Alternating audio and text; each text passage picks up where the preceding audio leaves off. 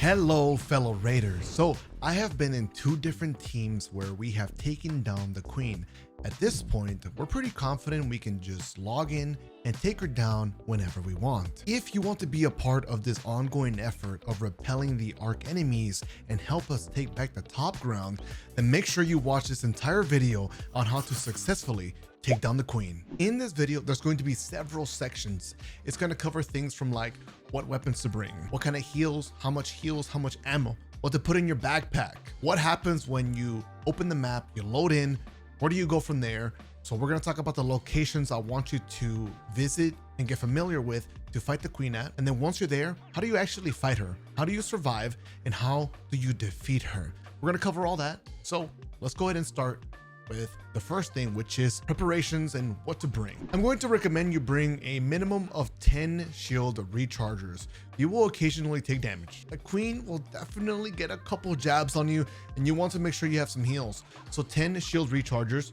Bring a minimum of 10 to 15 bandages. I also recommend bringing 3 lore grenades, and only one person can bring this. This is pretty useful for the queen or dealing with one of the rocketeers.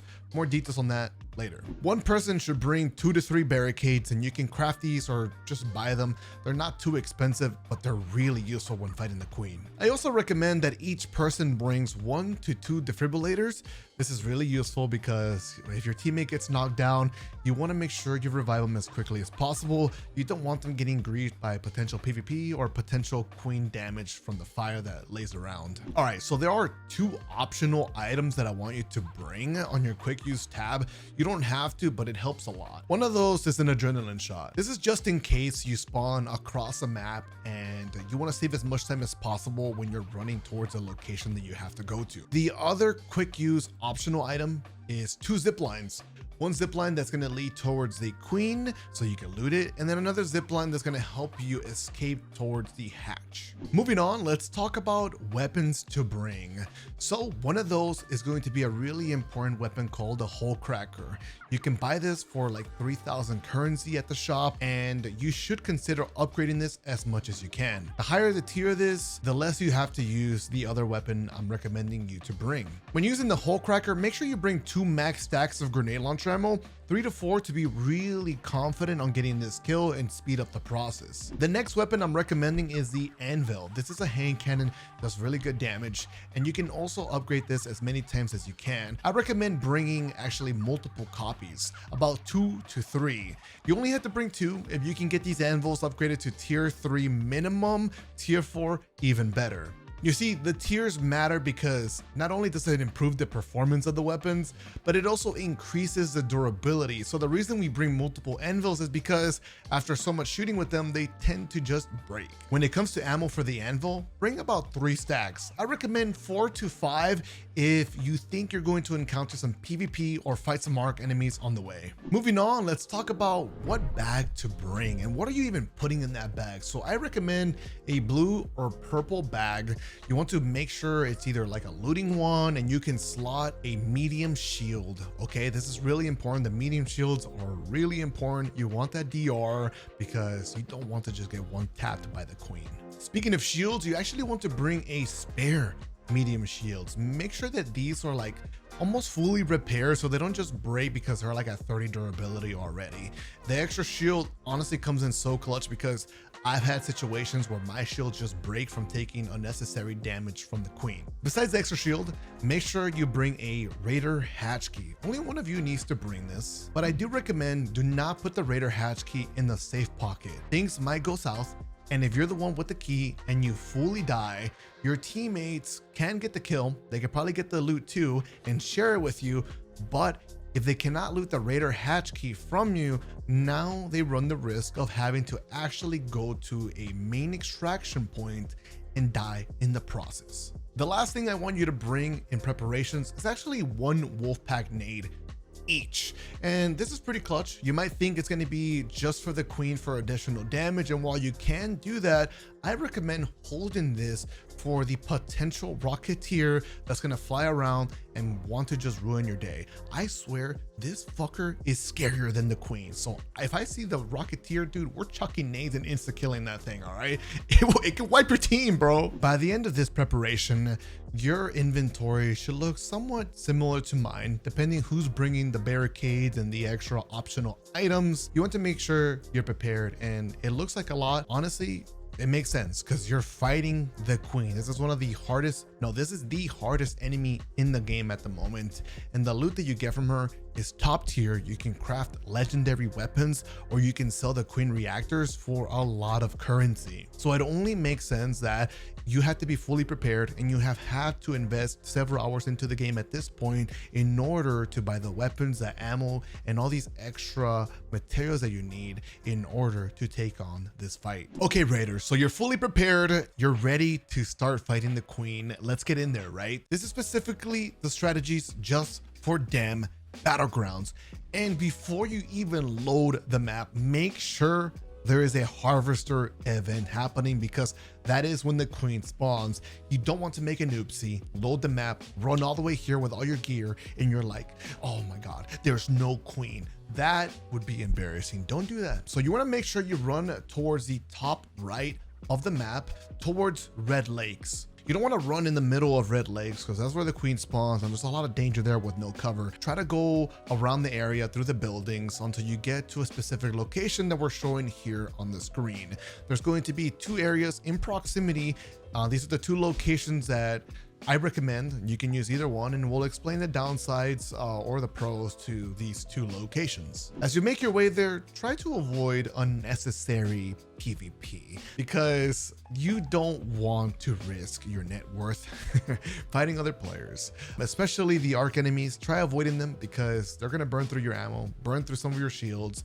Don't just YOLO rush and think that you only have 2 minutes to kill the Queen. No, you're going to be good.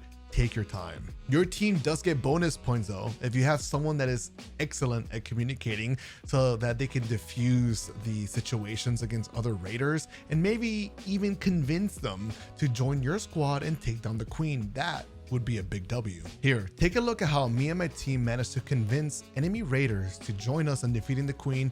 After doing a lot of damage to me, we ended up making them chill, and we worked together.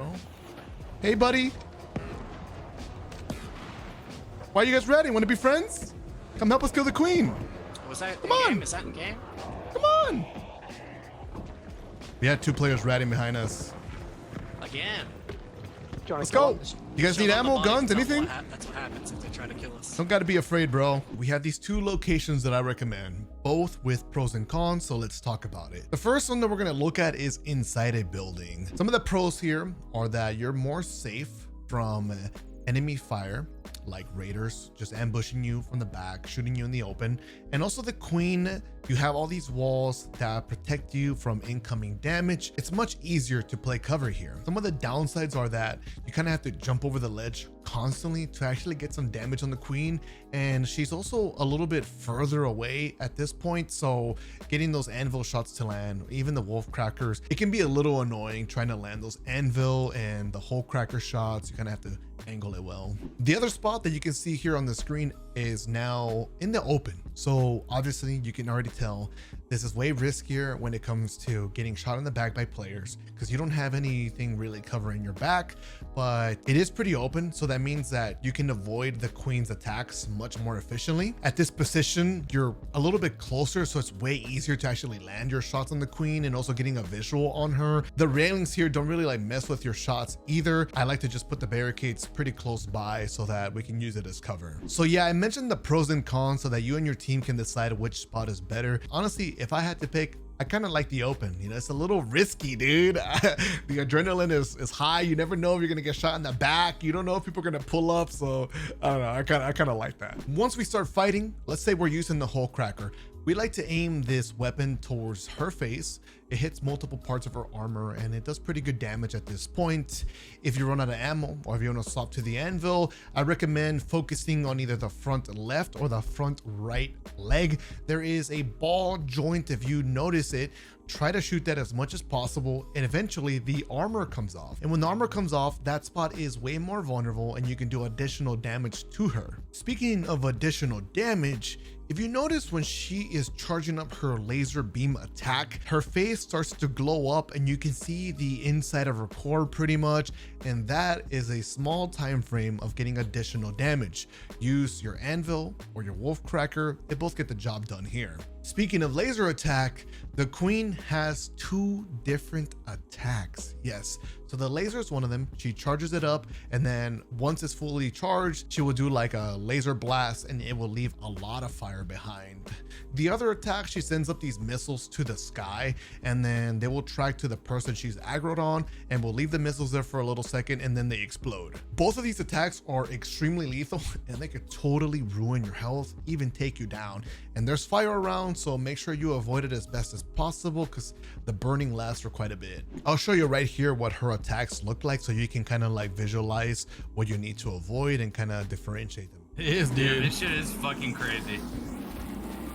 Bro, imagine so the last time we did this, that wasn't like a safe room though. We were like down there. We made like zip lines up to the rocks. It was One additional tip here, by the way, is those lure grenades. Remember I mentioned to bring those? Those lure grenades are pretty clutch when dealing with arc enemies, but also just on the queen. You can get the queen to actually like move closer with the lure grenades if you're trying to get better angles, or get her to focus her attacks on the lure grenades instead of your team. So keep that in mind. Honestly, man, this fight is pretty chill if you take your time, if you're confident, and if you're prepared well.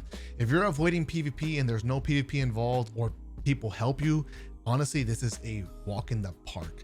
Just make sure you're not careless and taking unnecessary damage from the queen, because it all amounts, breaks your shields, runs through your resources. You want to make sure you're healthy so that you can continue to do additional damage and kill her pretty fast. If you're wondering how you know you're doing a good job defeating her, just keep in mind that you're going to see some of her armor break off, new spots become visible where you can shoot. She eventually starts to smoke, and then later, as you do more damage, she gets on fire. If she is on fire, then you can be confident that you're almost there and she's about to explode. Once she explodes, make your way down. If you brought those optional zip lines, you can use those to quickly get down, gather all the loot, get all the legendary queen reactors, put them in your safe pocket, and get ready to turn around and run. Make your way to the nearest hatch extraction, which should be north of where you killed the queen. You should see the icon on the map. And before you extract, make sure you share that loot, because this is a team effort. You want to make sure that everybody got some good juice. Now that you're at the hatch, use that Raider hatch key, get out. Congratulations, you just helped us on our ongoing effort of repelling the arc enemies. Keep doing your best, Raider. Thanks for watching.